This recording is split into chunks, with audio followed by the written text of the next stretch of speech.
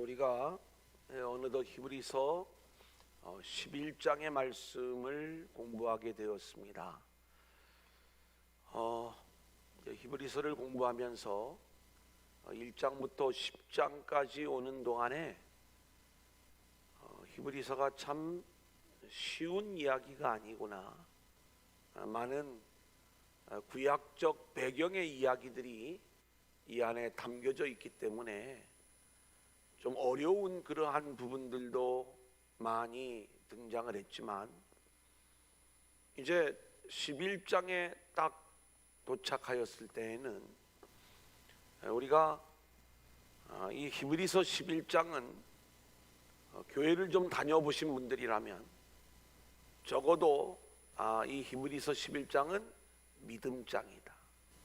그리고 이 히브리서 11장에 등장되어지는 여러 이야기들, 또 오늘 읽은 이 1절부터 7절까지의 말씀은 우리의 귀에 상당히 익숙한, 그리고 우리가 거의 외울 만한 그러한 말씀이다 보니까 뭔가 이제 편안한 그러한 마음이 드는 게 이 히브리서 11장의 내용일 거예요. 하지만 저도 이 11장의 내용을 여러 번 설교를 하기도 하고, 또 이 내용이 얼마나 강력한 그 믿음의 이야기를 우리에게 전해준다는 것을 알고 있지만, 우리가 놓치지 말아야 될 것은 이 말씀이 그렇게 만만한 그러한 내용은 아니라는 것, 그리고 오늘 우리가 공부하면서 뜬금없이 믿음장이 나온 게 아니라 이 믿음장이 나오게 된 그 배경적 이야기들을 우리가 알게 되면 히브리서 11장의 말씀이 훨씬 더 우리에게 강력하게 들려질 수 있다는 것, 이것을 좀 염두에 두고 오늘 말씀을 우리가 좀 천천히 풀어나갈 수 있으면 좋겠다, 이런 바람입니다.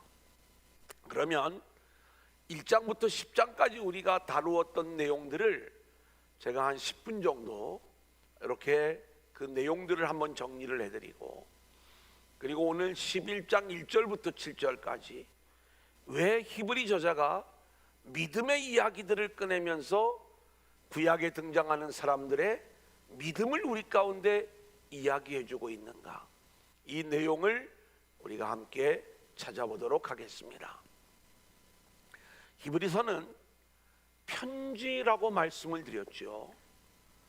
편지를 보내는 사람, 그리고 편지를 받는 사람, 또 편지를 쓴 시기, 또 편지를 쓴 목적이 있다라고 말씀을 드렸어요. 이 히브리서를 쓴 사람이 누구인지를 히브리서가 밝히고 있지 않기 때문에 우리가 정확하게 저자가 누구다 이렇게 이야기할 수가 없어요. 다만 이 히브리서의 내용을 볼 때 구약을 아주 잘 알고 있는 인물일 것이다. 그렇다면 우리가 바울 혹은 바나바, 이 두 사람 중에 하나일 가능성이 높다는 것이 신학자들의 견해인 거죠. 그러면 이 편지를 처음 받은 독자들은 누구냐라고 이야기할 때, 물론 이 성경의 최초의 원본은 히브리서 이런 어떤 제목들을 적어 놓은 게 아니에요. 또 우리가 1장, 2장, 3장, 4장 이렇게 공부하면서 11장까지 왔지만 장절이 처음부터 있었던 게 아니에요. 그래서 오늘 우리가 11장의 믿음의 이야기는 10장 마지막 부분에 나오는 믿음의 이야기와 연결되어지는 거예요. 그 이제 이 편지를 읽는 독자들이 누구인지는 우리가 또 알 수가 없는데, 중요한 건 이 내용을 보니까 히브리인들에게 보내는 편지가 맞다. 유대인, 히브리인. 그러면 예루살렘에 있는 유대인이냐, 아니면 당시 아시아, 소아시아 지역에 흩어져 있던 유대인들일까? 이것은 흩어져 있던 유대인들에게 보낸 편지일 것이다, 내용을 보니까. 자, 그러면 흩어져 있던 이 유대인들이 이 편지를 받게 된 배경은 이들이 자기들이 있는 자리에서 복음을 듣고 예수를 믿게 되었는데 이들의 믿음이 지금 흔들리고 있는 그러한 상황이에요. 그 흔들리는 믿음을 붙잡아 주기 위하여 히브리서 저자가 편지를 통해서 이들의 믿음을 견고하게 세워주는 그 역할을 하고 있는 거죠. 그러면 왜 이 편지를 읽는 독자들이 믿음이 흔들릴 수밖에 없었는가? 세 가지 이유 우리가 놓치지 말라고 말씀을 드렸어요. 하나는 로마 정부의 박해. 여러분, 실제로 우리가 만약에 법으로 교회를 나가지 말아라, 우리가 이번 코로나 때 대면 예배 금지, 이런 어떤 행정 명령이 딱 내려지면 우리는 물론 이게 예수를 믿느냐 안 믿느냐 이런 차원의 과정에서 우리가 접근한 건 아닙니다만은 실제로 쉬운 일이 아닌 거예요. 이번에는 코로나라고 하는 특수한 상황 속에서 교회가 마땅히 이 일들을 좀 따르는 게 옳겠다 이렇게 생각을 하고 협조하는 방향으로 나아가니까 이게 문제가 안 되는 거지. 가령 이 모든 상황이 끝났는데 모든 교회는 코로나를 겪어보니까 결코 우리나라에 유익하지 않다. 예배를 드리지 말아라. 예배를 드리면 벌금을 물게 하고 감옥에 보내고 이런 일들을 하겠다. 가령 이런 정책을 정부가 펼친다 이렇게 이야기를 하면 이때부터는 예수를 믿는 게 엄청난 고난의 일이 될 거예요.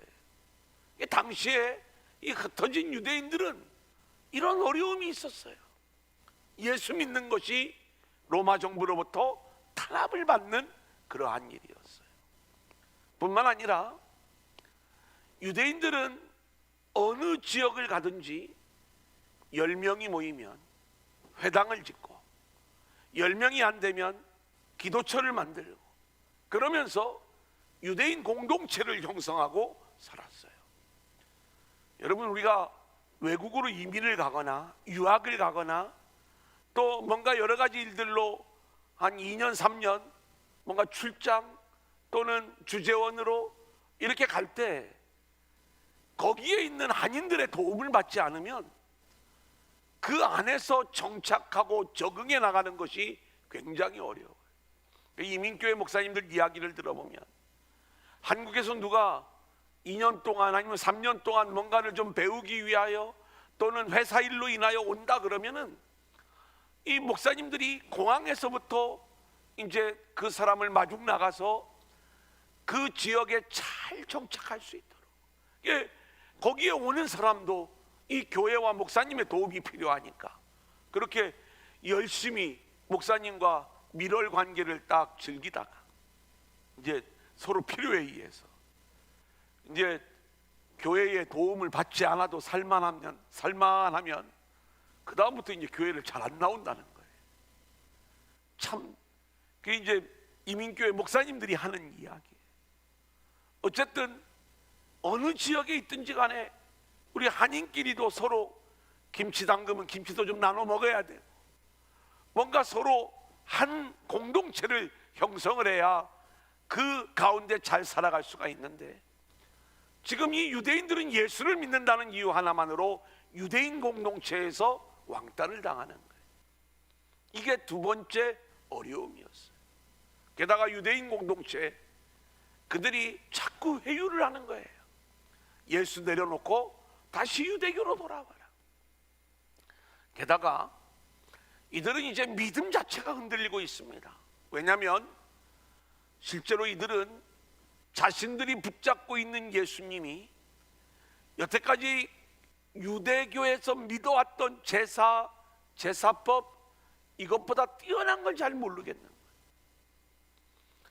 그 주님이 십자가에 달리시고 부활 승천하셔서 다시 오신다고 하는데, 이제 곧 오신다고 하는데 그 주님 오실 날만을 기다리면서 좀 참고 있는데 오신다고 하시는 주님은 오시지도 않고 그리고 자신들이 지금 제대로 믿고 있는지 이 믿음에 대한 확신 자체가 흔들리고 있는 그러한 상황, 바로 이러한 상황 속에서 히브리서 저자가 이들에게 편지하는 것, 이게 히브리서의 말씀입니다.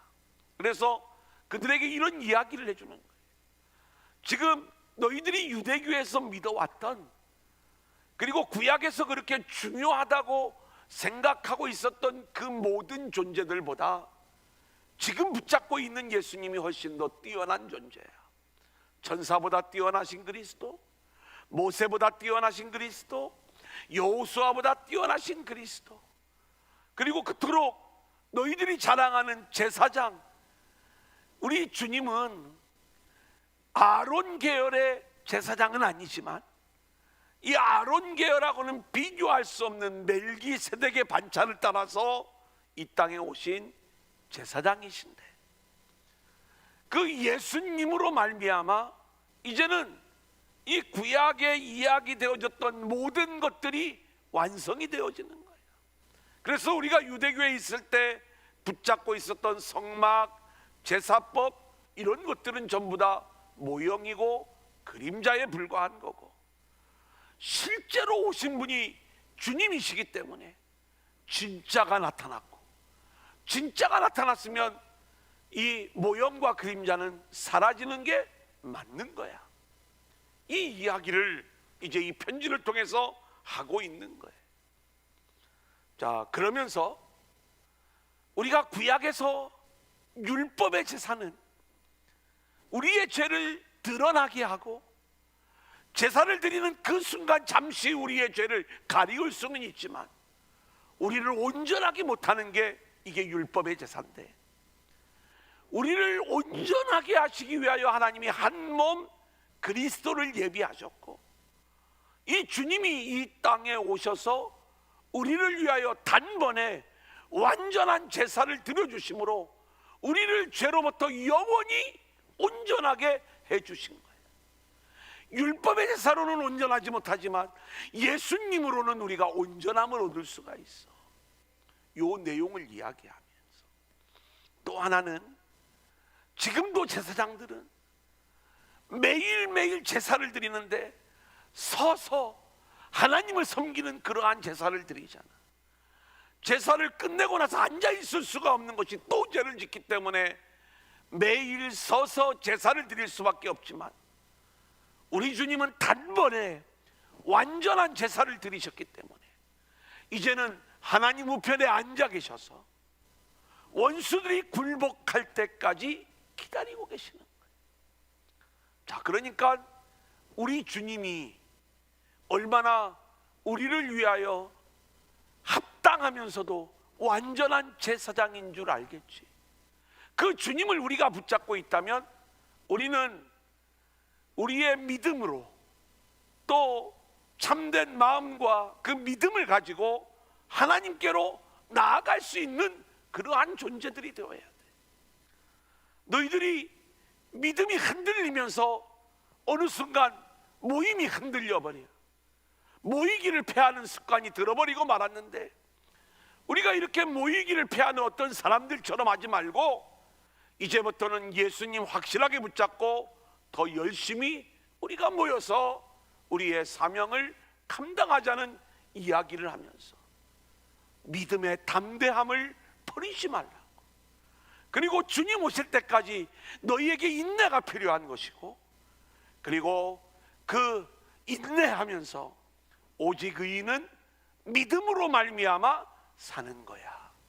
요 내용을 10장까지 쭉 이야기하면서 10장의 마지막이 무슨 이야기예요? 믿음의 이야기. 믿음의 담대함을 버리지 말아라. 믿음에는 인내가 필요하다. 그리고 오직 의인은 믿음으로 사는 거다. 요 이야기를 하면서 11장에서 믿음은 요 믿음 이야기를 하는 거예요. 그러니까 우리가 오늘 이 11장을 대할 때 왜 이 히브리서 저자가 이 믿음 이야기를 우리 가운데 전해주는가? 히브리서 공부할 때요, 실제로 저도 이제 이 히브리서를 뭐 강해도 하고 말씀을 전하기도 하지만 잘 몰랐을 때가 있었잖아요. 그러면 그냥 체계적으로 이 내용들을 다 공부하지 않았을 적에는 아는 듯 모르는 듯 이렇게 넘어가요. 그리고 11장에 나오면 그거 봐. 결국 이 히브리서의 말씀도 예수 잘 믿으라는 내용이네. 여기에 나오는 믿음의 전당에 나오는 이 사람들처럼 우리도 믿음을 가지면 히브리서는 땡이야. 정답이 나온 거예요. 이렇게 우리가 히브리서를 쉽게 정리할 때가 얼마나 많이 있었는지 몰라요. 이제 지금 왜 예수님을 하늘에 속한 대제사장이라고 이야기하는지를 우리가 1장부터 10장까지 이야기해 올 때에 바로 진정한 대제사장이며 합당한 대제사장이 되시는 예수 그리스도를 이야기한 게 이게 복음 이야기를 우리 가운데 들려주는 그러한 이야기였거든요. 그래 오늘 이 11장에 나오는 믿음의 이야기도요, 우리는 단순히 예수 믿고 복을 받는 차원에서, 예수 믿고 하나님의 인정을 받는 차원에서의 믿음 이야기가 아니라 율법적 믿음하고는 비교할 수 없는, 우리가 여태까지 제사를 드리면서 율법을 통해 하나님을 믿어왔던 그 원리, 이거하고는 비교할 수 없는 복음적 믿음의 원리를 우리 가운데 이야기해 주는 게 11장의 이야기예요. 여러분, 우리가 믿음 그러면 보통 뭘 얘기를 해요? 어떤 믿음을 얘기해요? 믿음의 깊은 차원들을 보통 교회들이 얘기하지 않아요. 목사님들이 좋은 믿음 가져라 이렇게 이야기를 하잖아요. 이게 우리가 좋은 믿음을 갖는 건 굉장히 중요한 일인데, 이게 뭐가 좋은 믿음인가? 주일 안 빼먹고 주일 성수하는 것, 열심히 11조 드리는 것, 열심히 주의 종 섬기는 것. 우리는 어렸을 때부터 이게 믿음이라고 배워왔어요. 그래가지고 내가 얼마만큼 열심히 주일에 잘 나오느냐, 그리고 얼마만큼 내가 하나님 앞에 열심히 헌신하고 충성하느냐, 그리고 얼마만큼 교회를 잘 섬기고 주의 종을 잘 섬기느냐. 늘 부흥 강사가 부흥회를 오기만 하면은 이게 믿음 생활이다 하고서 그 내용들을 알려주는데, 거기에 무슨 복음이 있고 거기에 무슨 예수 이야기가 있느냐 이 말인 거예요. 주일 성수하지 말라는 얘기 아니에요. 또 오해할까봐 되게 고민되네 이 부분이. 그 얘기가 아니라는 거 아시죠? 그 복음은 뭐예요? 내가 죄인임을 아는 거죠. 그래서 뭘 붙잡는 거예요? 하나님의 은혜가 아니면 나는 살 수 없다는 걸 깨닫는 거예요. 그래서 그 하나님을 바라보고 하나님의 은혜를 붙잡는 것, 이게 믿음이죠. 그 하나님의 은혜로 이 땅에 오신 분이 누구예요? 예수님인 거예요. 그러니까 늘 예수님 붙잡고 그 주님과 함께 살아가는 것, 이걸 하나님이 기뻐하시는 거예요. 이게 하나님이 우리에게 원하시는 믿음이에요. 요것 때문에 우리가 주일에 예배 드리러 나와야 되는 거예요. 요것 때문에 우리가 우리의 온 힘을 다해서 헌신하고 충성해야 되는 거고, 또 이것 때문에 우리의 공동체가 하나 된 공동체를 이루기 위하여 우리가 주의전을 사랑하고 목사님 사랑하고 전사님 사랑하고 옆에 있는 성도님들을 사랑해야 되는 거예요. 이 드러나는 이 일들이 믿음이 아니라 그 깊은 차원의 본질적인 이 믿음을 우리가 놓치면 안 되는 거예요. 그 구약의 백성들은요, 제사 지내는 믿음, 이 율법적 믿음, 이 믿음하고는 비교할 수 없는 훨씬 더 우월한 이 복음적 믿음의 원리를 오늘 이 히브리서 저자가 이야기하면서, 너희들이 지금 붙잡고 있는 예수 믿는 그 믿음, 이거는 우리가 유대교에서 믿어왔던 이 율법적 믿음하고는 비교할 수 없는 훨씬 더 뛰어나고 우월한 원리인 믿음인 거야. 이것을 설명해 주는 게 오늘 히브리서 11장의 이야기예요. 그러니까 우리가 이 히브리서 11장을 공부해 나갈 적에 우리가 놓치지 말아야 될 것이 있어요. 뭐냐면 아벨을 본받자. 오늘 아벨, 에녹, 그리고 노아까지 할 거예요. 이제 족장 이전들까지 이 사람들을 본받자. 뭐 아브라함을 본받자. 요 이야기로 그 사람들처럼 우리도 위대한 믿음의 사람이 되자. 요거는 우리가 믿음을 잘 이해를 못하는 거예요. 그런데 하나님이 지금 기뻐하시는 일들이 무엇인가? 하나님이 아벨에게 원했던 게 무엇인가? 가인에게 원했던 게 무언가? 이거구나. 그 하나님이 우리를 끌고 가는 자리를 알고 그 순종하며 그 길을 따라갈 때 하나님이 기뻐하시고, 그리고 그 믿음을 인정하시더라 이 말이에요. 그 믿음이라고 하는 것은 하나님이 이끄시는 믿음, 나에게서 나오는 믿음이 아니에요. 오늘 가인과 아벨 이야기 배우겠지만 가인에게서 나오는 믿음이 대단했어요. 겉으로 볼 때 내가 이렇게 열심을 내는데 하나님이 안 받아주시니까 화가 나는 거예요. 근데 하나님이 원하시는 방향이 아닌 거야. 그 방향, 그걸 가인이 모르는 거예요. 우리가 하나님이 우리의 믿음의 방향을 알려주시고 그렇게 우리를 끌고 가실 때 우리가 순종하며 따라가면 이것이 하나님을 기쁘시게 하는 믿음이 되는 거고, 그렇게 이 믿음의 원리를 구약의 그 위대한 믿음의 사람들이 단순히 그렇게 순종하고 행함을 했기 때문에 하나님이 이들을 인정하시는 게 아니라 이들은 율법의 원리가 아닌 복음의 원리, 믿음의 원리를 붙잡아서 이 히브리서 11장에 이렇게 이들의 이름들이 나오는데 이들은 율법의 사람이 아니라 복음의 사람이었다. 종교의 사람이 아니라 예수의 사람이었다. 이걸 알려주는 게 히브리서 11장인 거예요. 알겠죠? 그러니까 우리가 히브리서 11장을 보는 눈이 그냥 여기에 위대한 믿음의 사람들이 있구나, 나도 위대한 믿음의 사람이 되어야지, 요게 아니라 구약에 있었던 사람들이 결코 너희들이 믿었던 그러한 율법적 믿음의 사람이 아닌 이들은 예수 안에서 복음적 믿음의 원리가 작동된 사람들이었어. 하나님이 그렇게 이끌어 가신 거예요. 지금 그들은 예수님을 직접 보지도 못하고 그저 증거로 약속으로만 그 이야기를 들으면서도 그렇게 복음적 믿음의 원리가 작동되어졌는데 너희들은 그 예수를 지금 붙잡고 있잖아.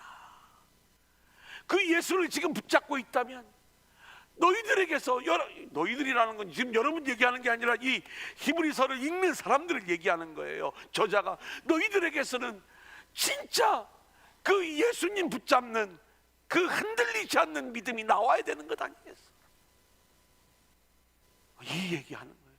예수님이 이미 오셔서 그 사역을 알고 우리가 믿는 건데 이건 오늘 우리들에게도 똑같은 얘기가 되는 것이죠.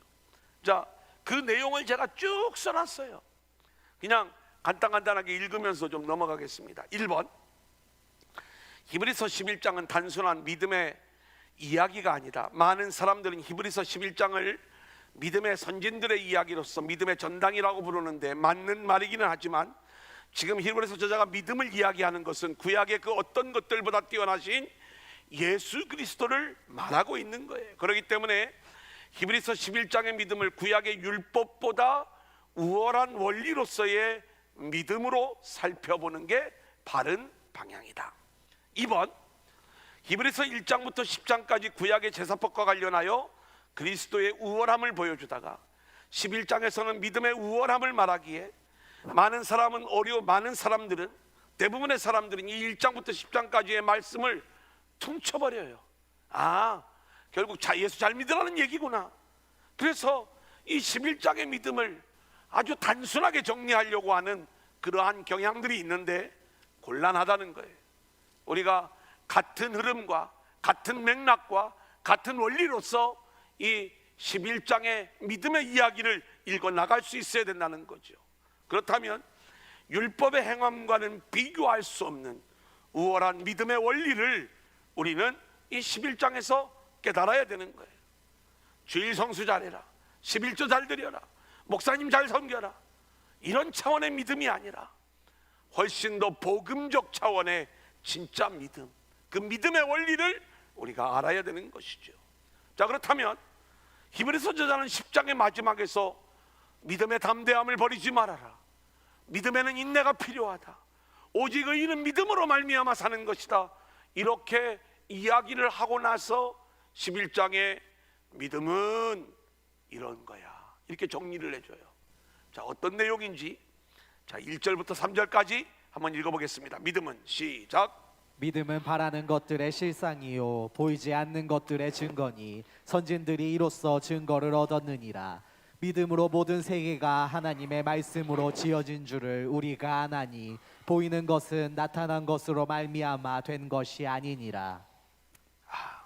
이 이야기는요, 아마 이 본문을 중심으로 해서 대부분 설교를 한 10번 이상은 들었을 거예요, 여러 모양으로. 그런데 아는 말씀 같은데 제대로 이 말씀을 이해하고 있는 그러한 성도님들이 너무나도 별로 없는 게 이 말씀입니다. 그만큼 이 말씀이 헷갈리고 어려워요. 1절에도 증거가 나오고 2절에도 증거가 나와요. 근데 이 증거가 서로 얘기하는 내용이 좀 차이가 있어. 자, 여기 말씀해 보니까 왜 이렇게 어려운지, 믿음은 바라는 것들의 실상이요 보이지 않는 것들의 증거다 그랬어요.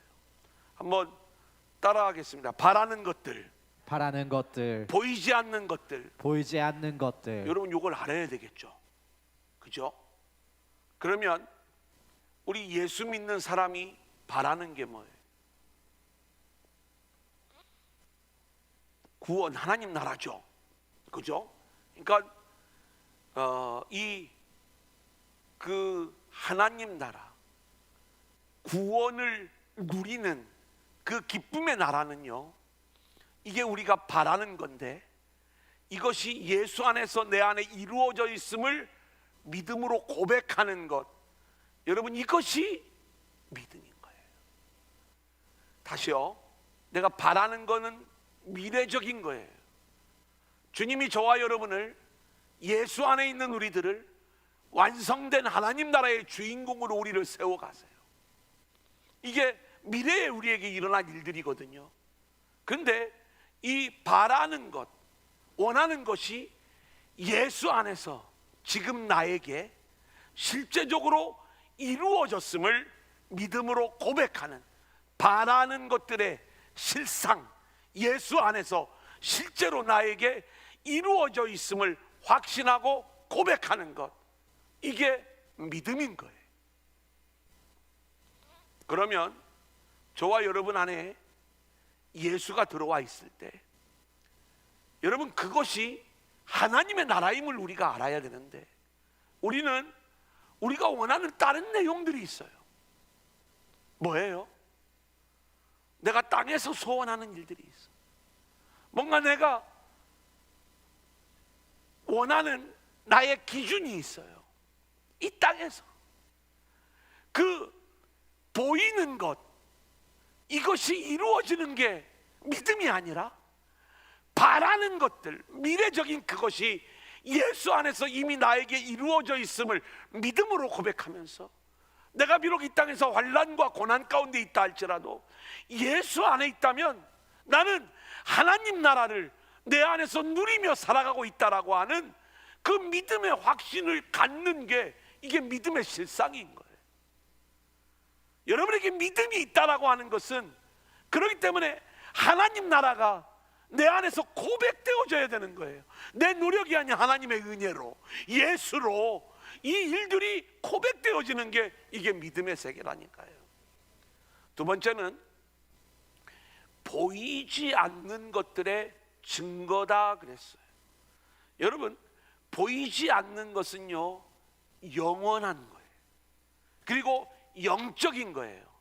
제가 여러 번 설명을 해드렸죠. 보이는 건 시간 세계, 역사 세계, 보이지 않는 건 시간이 없는 세계, 묵시의 세계, 영원한 세계. 영원한 것, 제가 우리 성도님들에게 땅의 것 내려놓고 하늘의 것 붙잡아라 라고 이야기할 때 땅의 것은 보이는 것, 그리고 하늘의 것은 영원한 것, 보이지 않는 것들. 그 보이지 않는 것 뭘로 증명할 거예요? 그게 믿음이에요. 그러니까 믿음만이 보이지 않는 것들을 증거할 수 있어요. 증명할 수 있어요. 선진들이 이로써 증거를 받았다라고 이야기하는데, 선진들이 받은 증거는 눈에 보이는 증거예요. 모형과 그림자로. 이 믿음을 갖고 있었기 때문에, 하나님이 그 믿음을 주셨기 때문에, 그 또 믿음을 주시기 위하여 이 땅에 증거물을 주시는 거예요. 예를 들어서 아브라함에게는 이삭을 주시는 거예요. 그런데 하나님이 정말로 이 아브라함에게 주시려고 했던 본질적인 게 뭔지 아세요? 그것은 예수님이에요. 근데 보이는 증거는 이삭인 거고,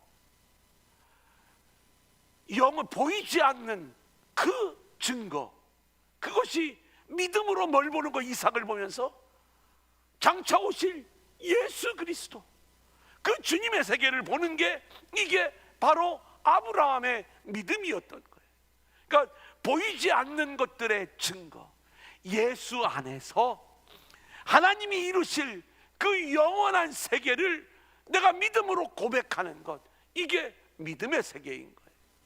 그러면 내가 그냥 이런 얘기를 하면 예수 안에서 어떤 내가 신념과 확신을 가지고 있으면 이게 믿음인가? 아니에요.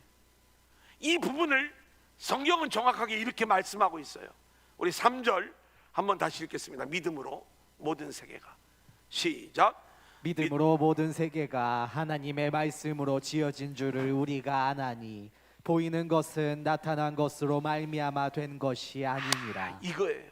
우리의 믿음의 근거는요, 내 신념이나 내 생각이나 어떤 나의 관념적인 그러한 내용이 아니라 하나님의 말씀으로 모든 세계가 지어진 줄을 우리가 믿음으로 아는 거예요. 그러니까 믿음의 근거가, 한번 따라합니다. 하나님의 말씀, 하나님의 말씀, 하나님의 말씀. 하나님의 말씀.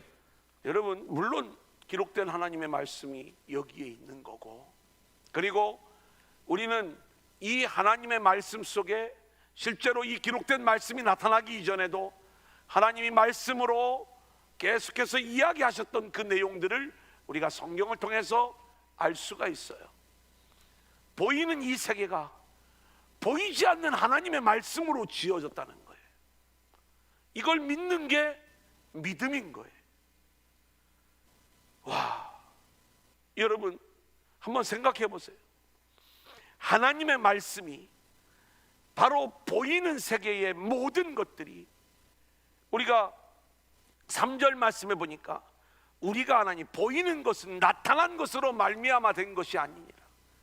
여러분, 이 세상에 우리가 보이는 모든 피조 세계가요, 나타난 것, 이걸 우리가 눈으로 볼 수 있는 사람이 만들었거나 다른 어떤 존재가 만들었거나 눈으로 보이는, 또 우리가 그걸 잘 모르기 때문에 우연히 만들어졌거나 저절로 만들어진, 우리가 우연, 저절, 사람, 어떤 능력자, 보이는 것을 찾는 것은, 이것은 보이는 것을 나타난 것에서 찾는 거예요. 그런데 보이지 않는 하나님의 말씀으로 이 보이는 세계가 창조되었음을 우리가 믿음으로 고백하는 것, 이게 믿음이라니까요. 그러니까 믿음이 뭐냐라고 이야기할 때, 지금 이 히브리인들이 왜 흔들리는 믿음을 가지고 있어요? 예수님이 안 보이는 거예요. 다시 오신다고 하는 그 주님이 안 오시는 거예요. 하지만 이들에게는 뭐가 있어요? 말씀이 있어요. 너희들 붙잡고 있는 그 복음의 말씀 있지 않니? 그거 잘 붙잡고 있어. 보이지 않는 이 세계, 보이는 세계가 보이지 않는 하나님의 말씀으로 이루어진 걸 믿는 게 믿음이잖아. 그리고 그거 알고 있잖아. 너희들 마찬가지로 이 보이는 것이 나타난 어떤 것으로 되는 게 아니야. 너희들이 제사를 눈으로 보고 또 실제로 이루어지는 것들을 보니까 그게 진짜인 줄 알지. 그런데 실제로 우리가 붙잡아야 될 것은 보이지 않는 그 하나님 나라를 붙잡는 믿음이 그것을 증명하는 증거가 되는 거야. 이 이야기를 이제 이 흔들리는 히브리인들에게 히브리서 저자가 이야기해주고 있는 거예요.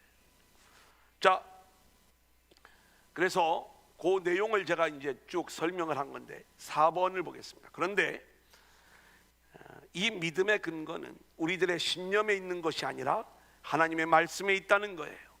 하나님의 말씀 안에 믿음의 대상이 있고 근거가 있죠. 보이는 세계가 보이지 않는 하나님의 말씀으로 지어진 줄을 믿는 것, 이게 믿음의 세계인 거예요. 보이는 것은요, 나타난 것, 눈에 보이는 피조물, 사람, 저절로 이런 걸로 된 것이 아니에요. 보이지 않는 하나님의 말씀으로 된 것을 우리가 고백하는 게 믿음의 세계인 것이죠. 자, 그렇다면 우리가 11장을 공부해 나갈 때 우리는 여기에서 겉으로 드러난 믿음의 사람들의 어떤 개인적인 영웅의 이야기를 읽으려고 하면 안 돼요. 하나님의 말씀, 보이지 않는 하나님의 말씀이 그들을 어떻게 통치하고 어떻게 끌고 가서 결국 이 사람들이 어떻게 그 말씀을 증거해내는 그러한 자들이 되었는가. 이 하나님이 하신 일의 관점에서 이 사람들의 이야기를 읽을 수 있어야 된다, 이 말씀인 거예요. 사람의 능력과 어떤 노력으로 위대한 믿음의 전당에 들어간 것이 아니라 지금 보이지 않는 그 말씀이 이들 가운데 뚫고 들어가 이들이 그 말씀 안에 사로잡혀 결국 순종하는 자들이 되었을 때에 이들에게 나타났던 그 우월한 믿음의 원리, 이거 붙잡아야 된다. 이 이야기를 히브리서 저자가 이야기하고 있는 거예요. 자, 그러면 6번을 보겠습니다. 히브리서 저자는 흔들리는 히브리인들에게 너희 조상들도 하나님께서 약속하신 그리스도를 바라보는 믿음 안에서 살다가 죽었다. 하나님이 말씀하신 약속하신 그리스도가 오셨고 너희가 그리스도를 붙잡고 있는데 이제는 더 이상 흔들리지 말고 옛것으로, 구약으로, 율법으로 돌아가지 말고 그리스도를 확실히 붙잡고 살아라. 그래, 이 11장 마지막 결론이 뭔지 아세요? 39절 40절이 말도 되게 어려워. 한번 같이 읽겠습니다. 시작. 이 사람들은 다 믿음으로 말미암아 증거를 받았으나 약속된 것을 받지 못하였으니 이는 하나님이 우리를 위하여 더 좋은 것을 예비하셨은즉 우리가 아니면 그들로 온전함을 이루지 못하게 하려 하심이라. 여러분, 이 내용이 어떤 내용이냐면 100번을 읽어도 이해가 안 되는 내용이에요. 이 내용을. 근데 제가 이제 한번 설명을 해드리면 이런 내용이구나. 이게 뭐냐면 구약에 지금 여기에 등장하는 믿음의 사람들은요 39절에 보니까 증거는 받았어요. 그 증거는 예를 들어서 아브라함이 아까 이삭을 받은 게 증거라고 그랬어요. 근데 그 증거인 이삭만 받고서도 누구를 믿었냐면 나의 때 볼 것을 보고 기뻐하였다고 했어요. 예수님이. 아브라함이 누구를 봤다고요? 예수를 본 거예요. 예수를 믿은 거예요. 이따가 다음 주에 우리가 이 아브라함의 믿음을 할 때 아브라함이 이삭을 어떻게 바쳐요? 믿음으로 바치는데 이 이삭을 죽은 자 가운데서 다시 살리실 것을 믿는 믿음 안에서 바치는 거예요. 그러니까 예수를 믿는 믿음이 이 이삭을 보면서 있었던 거예요. 증거만 가지고도 예수를 바라보는 믿음의 원리가 지금 이 11장에 나오는 구약의 사람들에게서 보여지는 거예요. 이들은 실제 약속이신 그리스도는 받지 못했어. 근데 그 증거인 모형만 보고서도 그 약속하신 예수를 붙잡는 믿음까지 나아갈 수가 있었는데, 아까 오전에도 이거 갖고 설교를 했어. 이게 모형의 뚜껑. 이 뚜껑만 보고서도 이 뚜껑이 덮여져 있는 이 진짜 내용물은 얼마나 이게 우리에게 생소가 되는지를 요것만 보고서도 하나님이 우리에게 그리스도를 통해서 주실 생수가 얼마나 우리의 인생의 목마름을 해결해 줄 수 있는 생수인가를 구약의 사람들은 믿은 거예요. 근데 이 신약의 사람들, 지금 히브리인들도 흔들리고 있는 히브리인들, 이 사람들은 지금 이걸 마시고 있는 거야. 그러면은 마시면서 목마름이 해결되어지는 진짜가 예수구나, 이걸 얘기해야 되는데 이 등자 신자들이 흔들리는 거예요. 그러면 구약의 그 믿음의 사람들이 뭐가 되느냐, 이 얘기하는 거예요. 이 얘기 무슨 말인지 알겠죠?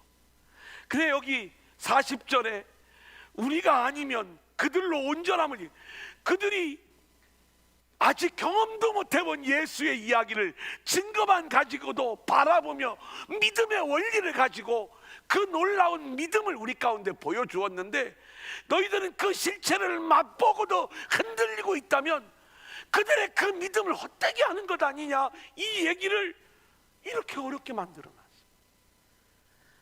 이제 잊어버리지 마세요, 이 내용. 자, 그러면 이 원리를 가지고 오늘 세 사람만 우리가 잠깐 찾아보겠습니다. 아벨의 믿음. 4절 시작. 믿음으로 아벨은 가인보다 더 나은 제사를 하나님께 드림으로 의로운 자라 하시는 증거를 얻었으니 하나님이 그 예물에 대하여 증언하심이라. 그가 죽었으나 그 믿음으로써 지금도 말하느니라. 아벨의 믿음이 뭘로 증거되냐면 더 나은 제사를 드렸대요. 그게 뭐가 더 나은 제사냐? 가인하고 아벨의 제사를 우리가 볼 때 가인은 대충 드렸다, 아벨은 열심히 드렸다, 땡이에요. 둘 다 열심히 드렸어요.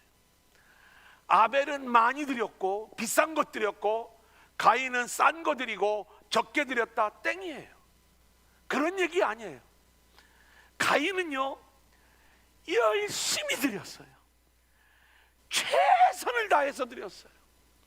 가인의 소원은요, 어떻게 하면 내가 하나님을 기쁘시게 해서, 그래서 하나님이 받으시는 그 예배를 드릴 수 있을까? 그래, 최선을 다해 드렸는데 하나님이 안 받으시니까 그런 거죠. 화가 났던 거죠. 이 못 견디는 거예요. 근데 하나님이요 가인에게 나타나셔서 알려주셨어요. 뭘 알려주시느냐? 창세기 4장 6절 7절 같이 볼까요? 시작.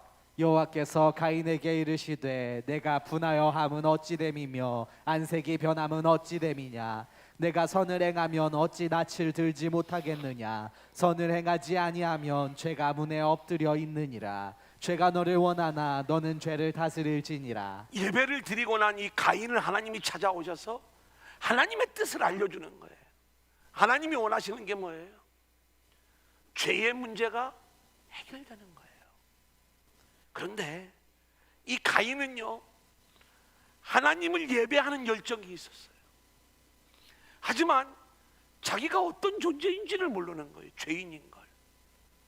마땅히 내가 노력을 다해서 하나님을 기쁘시게 하면 하나님이 받으실 줄 아는 거예요. 아벨은요 자기가 하나님 앞에 나아갈 자격이 없는 죄인인 걸 아는 거예요. 이게 믿음이에요. 그래서 나갈 때 양의 첫 새끼와 그 기름을 가지고 나아가는데 이 예물의 그 대속의 은혜, 그 예물에 담겨져 있는 그리스도의 대속의 은혜를 붙잡고 죄인의 마음을 가지고, 이 대속의 제물이 없다면 나는 하나님 앞에 나아갈 수조차도 없는 그러한 존재. 그래서 하나님이 은혜로 나를 용서해 주시고 나를 받아주셔야지만이 내가 하나님 앞에 설 수 있는 존재. 요걸 알고 나아간 거예요. 요게 예수를 붙잡는 믿음이에요. 여기서 죄가 한 번에 사해지고 하나님이 받으시는 거예요. 더 나은 제사, 더 나은 제사를, 율법의 제사가 더 나은 제사예요? 예수로 드려지는 제사가 더 나은 제사예요?